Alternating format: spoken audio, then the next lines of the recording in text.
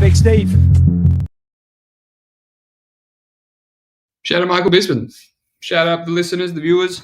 Big Red MMA post weigh-in show. It's not really a unique show. I just thought I'd call it that for once. You know, it's coming right after the weigh-ins. Why not? But yeah, bit of crazy week for me. So I just thought let's put on a show. Better late than never. It's before the PFL as well. I woke up very early, so you want to ask me some questions about PFL? I'll answer them. Why not? I have a boxing bet to you out as well. So this is going to be nice and quick. After the show, I want to do some more regionals. I want to do some more tape. So we'll get to it, shall we? We got Chronic Combat. Big Steve, we need you more than ever. I felt it. I felt it, mate. I felt like you needed me. You were yearning for me. So I just jumped on just for you. Alrighty. Ice and Farts. I made it. How did you do in your BJJ tourney? So the BJJ tourney is meant to be tomorrow. But it wasn't meant to be. It wasn't meant to be. So first I had to move up in weight. I did a 48-hour fast. I did a gut colonic. I did all these things. I couldn't drop a pound. So I moved up, and then on top of being injured, like I've got like 3-4 different injuries. There's no one in my division. So the division that I moved from, there's 3 guys. My division, no one's entered. There was one guy, and then he moved up.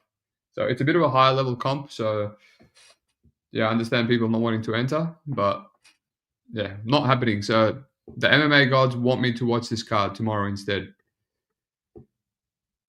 Hello, Luke. I felt your aura radiating deep inside me. Yes, Cody? Yeah, let it radiate, mate. Icelandic Farts. Am I a black belt? No, I am a white belt. A long time white belt. So I'm just trying to get as many medals as a white belt because I feel like it's coming. It's coming. My blue belt's coming. Alrighty, let's get into it. It's enough chitter chatter. Shout out Earth Human. So the first fight, Jonathan Diniz versus Alvin Hines. I'm annoyed because I've taped old mate McVeigh a couple of times. When he got his new opponent, I taped him because I'm like, this is the most interesting fight on the card, and he fell off. So it is what it is. But anyway, Jonathan Diniz, Hines. Obviously, Hines has taken a lot of action. You know, I get it. He's meant to be a bum. He's very hittable. You know, it's a big step up from the FA people who's been fighting to Jonathan Diniz, who's, you know, you could say not beat a better version in Carl Williams than him. But all I'm going to say is, after a bit of tape, I can't do it. I can't. This is still heavyweight. This is still a guy that easily lost a dominant round to Austin Lane. I just can't do it. It's still, you know, Diniz hasn't showed anything to me to prove that he's a ranked heavyweight. So, yeah, I pass. But what I'm kind of interested in is this under 1.5 rounds. Generally, the Diniz unders are a little bit worse. So, you know, this is kind of like a little bit of recency bias. If Alvin Hines is as hittable and as bad and plodding and slow as people say, there should be some value on that under, right? On both ends, possibly. The other thing is, what else was I going to say? I forgot. Oh yeah, I did watch his fight with Philip Latu, who's a guy that hits quite hard. And Alvin Hines in that fight looked like an absolute zombie. So I need to do some more tape on his actual chin. Obviously, Diniz hits like a truck. He's very patient too, which is annoying for the unders. So we'll look into that. The under and, you know, correlating with Diniz, maybe some Hines submission upside because he's got good subs, Moras, and he brawls as well. Dixon Sider, it's been a while, mate. Shout out Big Steve. Shout out to you. Jonathan Diniz Gomez. Potentially. Alrighty. Nico Price, Jacoby Smith. Everyone likes the under here. We get it. It's taken a lot of action. I couldn't do it. Just because I know Jacoby Smith well. You know, I wasn't one of the guys burnt on his under 1.5 rounds in his contender series. Just because, essentially, he only kills up to the point of his UFC debut. He's only ran through cab drivers. Anyone that wasn't a complete can, and if you look at their record, you'll see they have a lot of knockout losses. You know, Jacoby Smith was not the first. If you look at anyone that wasn't a can, he wrestled them to a decision or he went longer.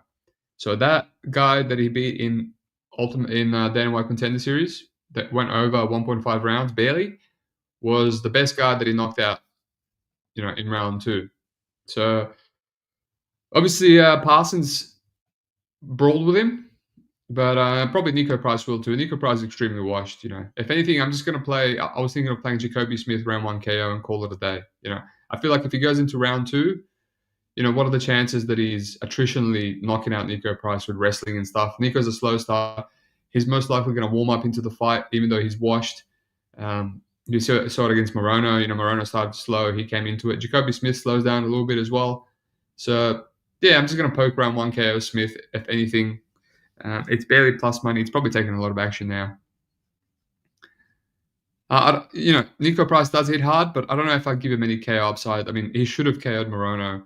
He's just not the same guy, athleticism-wise. He doesn't even seem to carry the power anymore. So, also, some good spots are Jacoby Smith, fight to end in 60 seconds. Right, Jacoby Smith killed Preston Pass 13 seconds after the minute. He's got an 18 second. He's got a 1 second after a minute. And he's got a bunch of, so he's got 1, 2. We'll count the 1 minute, 1 second as under 1 minute. 1, 2, 3, 4. And let's count Preston Parsons as 5. He's got 5 wins under 1 minute. So gone in 1 minute on Neds is paying $4.70. $5 something for Jacoby Smith. Otherwise, it's $4.70 for anyone, just in case Nico can KO him too. So I might poke that a little bit. Alrighty. Parky, any locks? Yeah, we're going through them slowly, mate. We're going through them. If Jacoby doesn't KO Nico round 1, a lot of people are going to lose money. Well, a lot of people on the under, so might not necessarily lose. Did Vegas play Smith to KO him in the round 2 conspiracy? Look, I will say, for about this time last year, when it started, all the really, really obvious unders have been losing. Nolan, Slava, we'll speak about soon. Who else? Yeah, Malik Brundage, right? And I was going to pass on that, but it's like too obvious. You have to. It's basically one punch to Brundage and he will quit. And it ended up happening in round 3. So all the really, really obvious ones are going over, which makes you feel like the bookies know it's obvious, and everyone knows it's obvious. So they're like, let's make one really, really obvious one a fix, and then keep the others. The other one is Malott, not Malott, but who's that kid? The kid that Terrence McKinney ran through in under 60 seconds. Starts with M as well. Him versus Bulgarian. I had $2,000 on Bulgarian to run through him in round 1. He did it to an actual good fighter in his debut, the kid from ATT, and then he couldn't do it to this bum. He sat on him in mount. He refused to throw ground and pound. To throw ground and pound, and then he finished him later. And I'm like, not even after he went over 1 round, after he went over 1.5 rounds. I was like, that is the biggest, correct, Francis Marshall. I'm like, that is the biggest fix I've ever seen in my life. This guy could have landed 1 elbow and he could have killed him. And he didn't want to throw any ground and pound. And then, months later, what's his name? The guy on Twitter that's annoying as a Spanish dude. People know him, the gambler. He said he doesn't want to reveal something behind that fight. It might have been a fix. There's inside knowledge, but it was quite obvious. I don't take that guy too serious, but not Olivas, he's Spanish, dude. He's Spanish. He's meant to be funny. Magic MMA, that's right. He said he didn't want to reveal what went on with that fight, but I was like, man, it was quite obvious. But anyway, off on a tangent. So speaking of obvious unders, Terrence McKinney, Borshchev. So I actually played the under here. I played it for 1.1 units. I didn't tip it out. I was like, let me do the tape first. Again, it seems too obvious, and Slava is very, very good at submission defense. He's a good survivor, and if you're going to take him down, if you're going to try sub him, he's going to get out. Tom Nolan had a really good DAS on him in round 1. That was one of the unders that I was burned on. Chase Hooper, beat the living daylights out of him for over 1.5 rounds, and he couldn't finish him. Nazim Sajikov, dropped him with a Hurt him and then dropped him with a clean head kick follow-up. Still couldn't finish him, right? Mike Davis beat the crap out of him on the ground, right? This guy's chinny, but at the same time, incredibly, incredibly tough. He has great cardio, right? So I could see it. I could see it going over, right? Especially if Terence tries to wrestle him. He does have some subs, but generally, when he takes guys down, like he took Nazim down, took his back. He took Sean Woodson on Contender Series for 1.5 rounds, took his back, couldn't submit him. He just gasses out, right? He does have a rear naked choke over Faraz Ziam, but Ziam has been rear naked choked a bunch in his career earlier.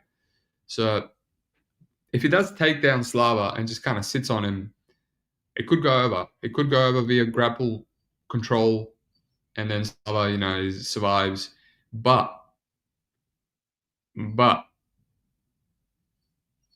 Terence is so alive to just land a punch and just knock him out on the ground with ground and pound, right? Damir Hadjovic is a white belt on the ground, but Terence just beat him up with ground and pound, right? We saw what old mate Chase Hooper did. There's levels in ground and pound. Like Terence, Slava is like so chinny that Terence should just run through him. He should strike. He should not want to grapple, and he should just run through him. It's a bit risky because Slava is the better striker.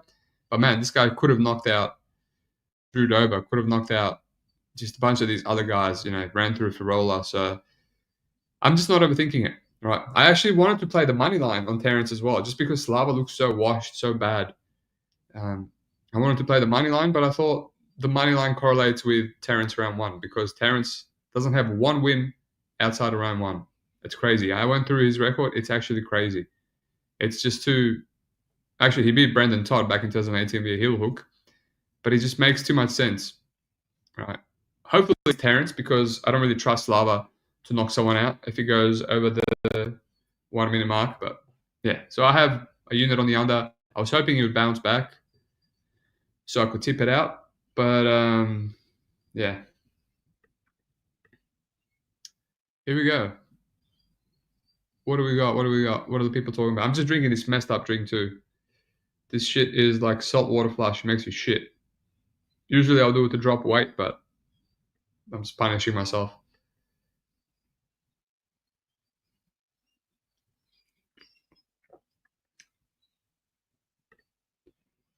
All right. Yeah, people agreeing with my conspiracy theory. I want to know Lay Slava KO 2-3. I might just wait for live bet. Yeah, look, it's a very volatile fight, per usual. Blonde Dog, shout out Big Steve. Rafa Coquera. Man, that guy, I lost money on that guy already. When is he? I know he got another fight. Who's he fighting?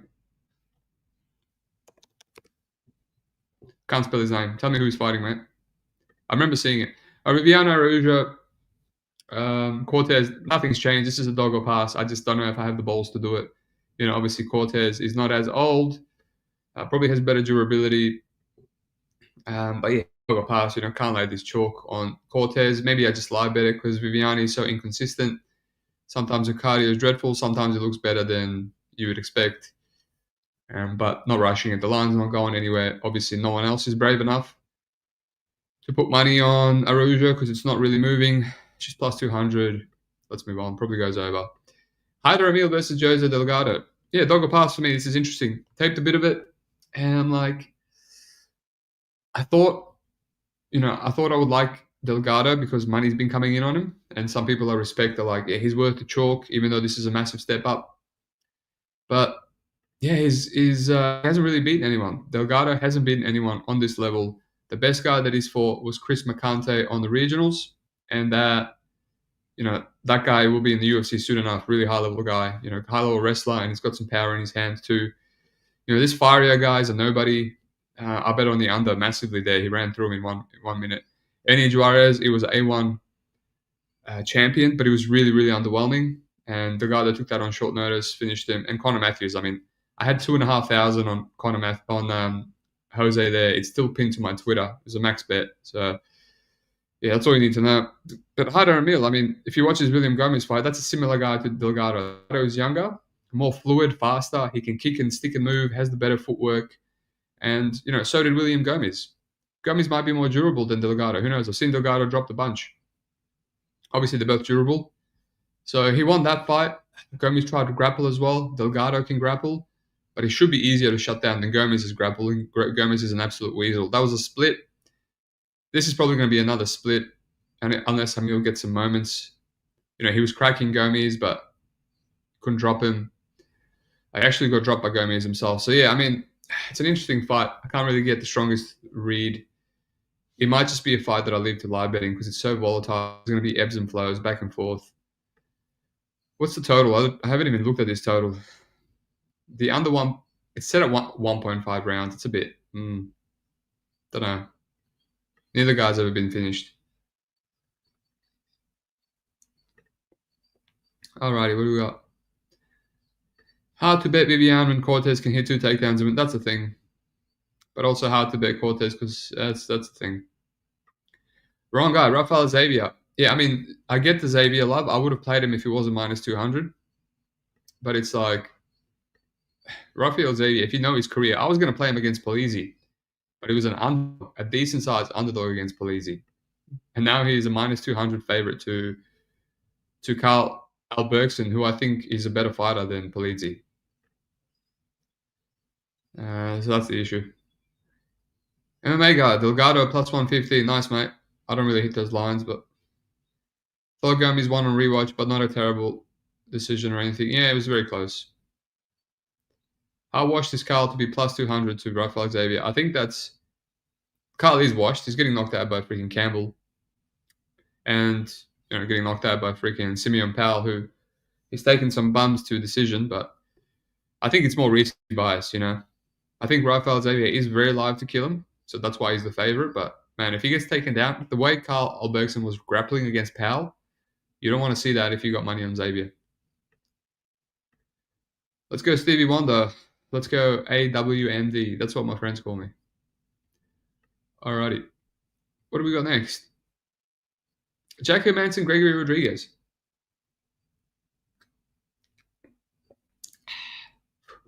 Rodriguez, big favorite. I get it. I said it's a dog or pass.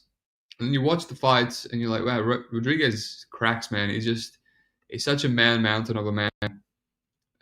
Big, powerful, great 1-2s, dangerous on the feet. Can't really be taken down or held down. Really good jiu-jitsu. He can get takedowns himself, but obviously chinny. And then you go to Jack Hermansson, massive layoff, 37 years of age. His last 3 fights, Chris Curtis, Roman Dolidze, and Joe Pyfer. And even go back to Edmund Shabazian, he's fighting guys that have power. And he's doing well to avoid all the big shots with his footwork and out-voluming them. So it's a volatile fight, Like, you play Gregory and you kind of rely on the big moment at minus 200. And I've been burnt before, relying on a power hitter to get a big moment. He doesn't, and he looks square. But at the same time, he just feels like old mate was very scared against Joe Pyfer. I bet him there. He was very scared. You can make the argument he was being patient. It was a 5-rounder, so he was happy to lose round 1. Probably doesn't want to lose round 1 to Gregory Rodriguez here. Gregory has power late. Like, he's knocked out guys in round 3 before, right? Brad Tavares is very durable. Even though he gasses, he can still throw down. He was gassed against Jared Cannonier. He still threw down in round 3. That was probably his better round after round 1. He lost round 2 pretty clear, in my opinion.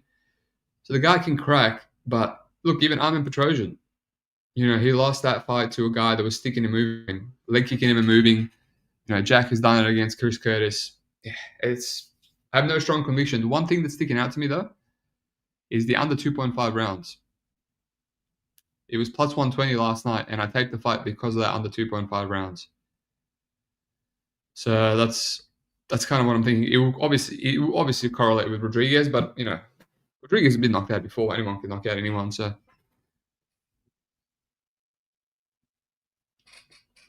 MMA guy, Hermansson coming off shoulder surgery at this point in his career, not great. Yeah, I mean, it is what it is. I'll try not to take injuries. Like, he's coming back, whatever. He was coming back because he's recovered.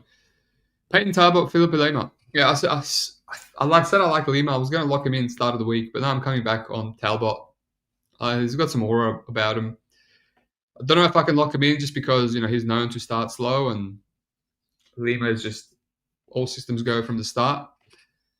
Yeah, it's a tricky fight. Tricky fight, this one. Tricky fight. It's hard to lay minus 200 on someone like Lima against someone like Talbot. Right, but the Barcelos fight was a big red flag. But Lima is hittable. I will say that. He's hittable. And he's a good minute winner because 30-27 against Miles Johns, one of the best minute winners in the UFC. Impressive. Did you hear Jack was retiring or something? No, I didn't. What I did hear was Beneil Dariush contemplating retirement. So that's a red flag, man. So interesting line movement. A lot of money coming in on Beneil Dariush. Last time I had him plus 150, there was no line movement. And now, after Renato got submitted by Makhachev, and I thought he looked good in that fight. The striking looked sharp. I was like, damn, I would have lost by knockout. He would have blitzed Moicano. He would have blitzed Dariush with those strikes. And now money's coming on Dariush. And he's contemplated retirement. He's actually said, didn't even fight. That's a red flag to me, man. You know, I feel like pivoting. I feel like I'd rather play Moicano, but you know, the reason I faded Moicano with Dariush last time is the stuff on tape. You know, Moicano, I maintain, he hasn't really beaten anyone with his streak. Right, like he got hurt by Jalen Turner. He's barely beat Drew Dober. Like Beno Sendini, whatever, took him down. Did most of his damage there. Got the shit beat out of him by Rafael dos Anjos. So finished by Islam. Yeah, it's not a good run. It's not a good run, even though people are glazing it. So pick him. I don't know. We'll move on. The under could be the play though. I'm kind of liking the under. Under 2.5 rounds, pick him. Two chinny guys, maybe. Brandon Royval, Joshua Van.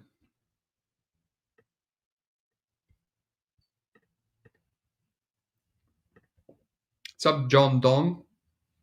I haven't seen you here before. Welcome.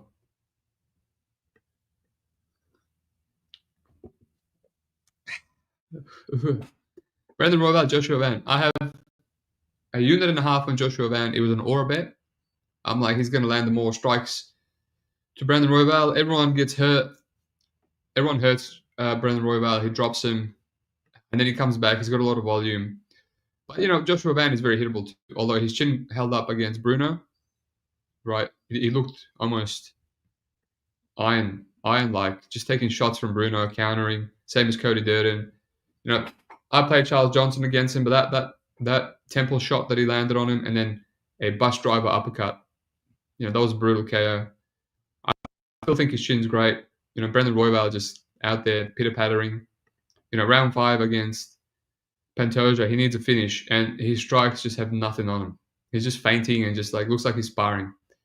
So I hate the guy, but I'm trying to be careful not to lose my money fading him because I hate him. I need to see actual value. So I'm probably going to cash this one out. I don't know. It's rough. It's pick'em. It's, again, probably ebbs and flows. It's the toughest fight that Joshua Van has had. So yeah, I'll probably cash out. Speaking of cashing out, Alexandre Pantoja, Kai France. I have a unit on Kai at plus 220, $3.20. Minimum tape. I remember their first fight. I watched it. Honestly,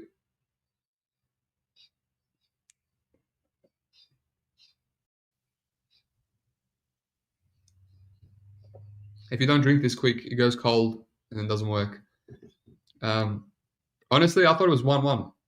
Right, Kai France basically shut down all the grappling, but he lost round 1 and I guess round 2 to striking, which, you know, there's a few things to consider there. Pantoja can win on the feet. It's the same way he beat Manel Kape in his debut. Yes, Manel was making his debut. He's became much better in the UFC since then, but he was like kicking a lot. And in that fight, and Pantoja was throwing a lot of body kicks to Kai, and he just edged them on the volume. But I will say, you know, Kai could shut down Pantoja all the way back then, and since then he's fought a lot of grapplers, and he's shut down a lot of grapplers, right? You know, some people think he should have beat Albazi, another back taker. You know, he knocked out Bontarin. He beat Askar Askarov, who is a much better wrestler, in my opinion. I don't think that's a hot take. But I also think Pantoja's improved. So there's a few things to consider here. If you can basically accept that Pantoja won't submit Kai France or finish him over the 5 rounds, then there's quite a lot of value, in my opinion, on that line.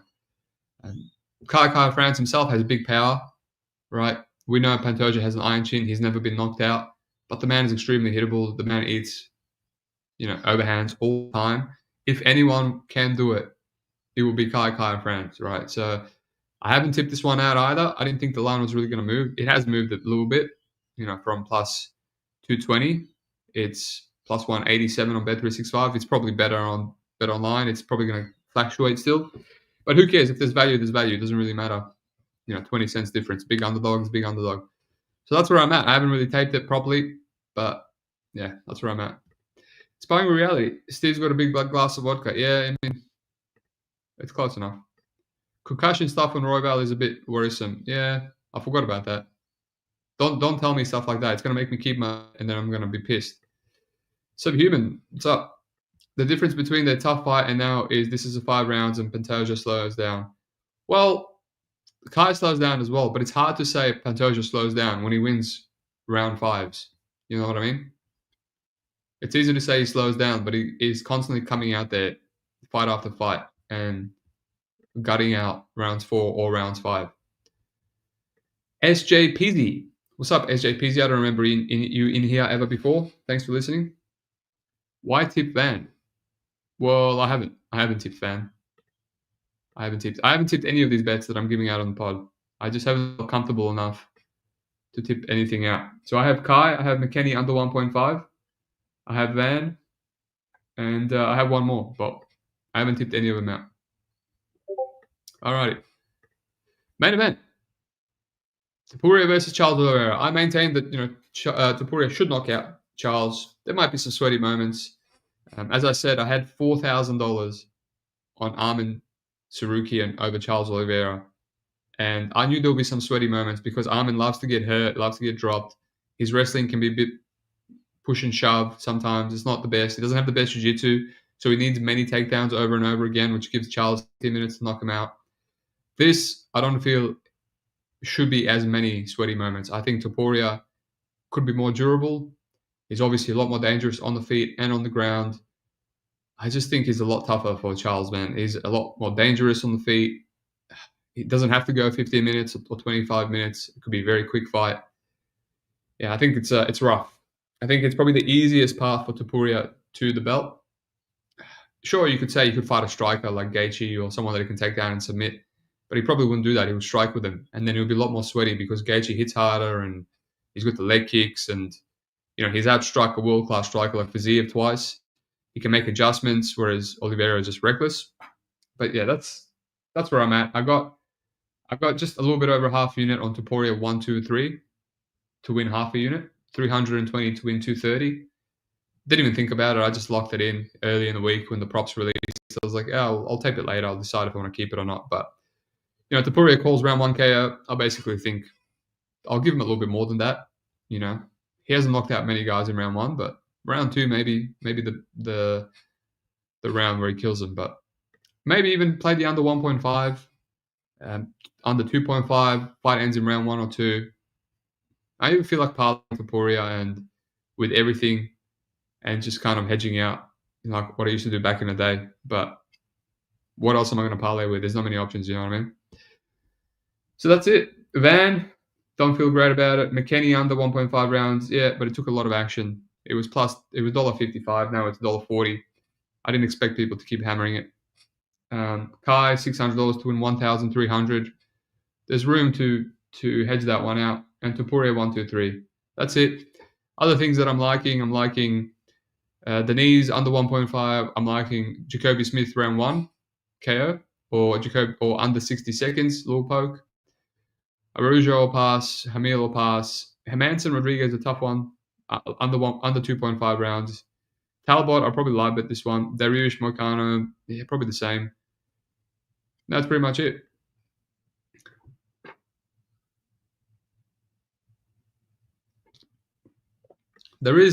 I have a boxing bet, right? So this fight right here, I don't know, I forgot this guy's name. Someone can remind me. Magomed something. Do people know this guy?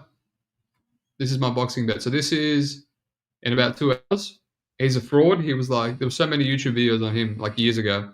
It was like 16-0, knocking everyone out. He's from Dagestan, Russian dude. And then he suffered 2 KO losses to not as a massive, massive favorite. He's a massive favorite again now to Brown, this Jamaican 6'5" guy that's 12-0, all KO wins. And the under 6.5 rounds was better than minus 200. I played that for a unit. That's in like 2 hours. Everywhere else was 4.5 rounds. I played it on Pinnacle. So if you can find that under 4.5 rounds might still hit. So if you can find that, I got a full unit on that boxing bet. My last boxing bet, I had a full unit on it, hit very easy. It was Norman Jr. at Pick'em, 9.5 rounds. He knocked out a guy. He murdered a guy in 5 rounds. So I feel like this is a no-brainer. I think this guy will most likely knock out Brown, who's fought only cans. Probably knocks him out in round 1 or 2. And then the other guy, Brown, has a bit of KO upside as well because all this guy's KOs losses. All his losses were KOs too. So that's about it. I don't have anything in PFL. It's a rough one. Everything seems kind of accurate. So yeah, starts in a couple of hours. I'll do more tape on it. But yes, what's up, Mushroom? Jong Dong. How do you think Pantoja Prime Cejudo would go? I think Cejudo would beat the shit out of him, honestly. Like wrestle boxer with power.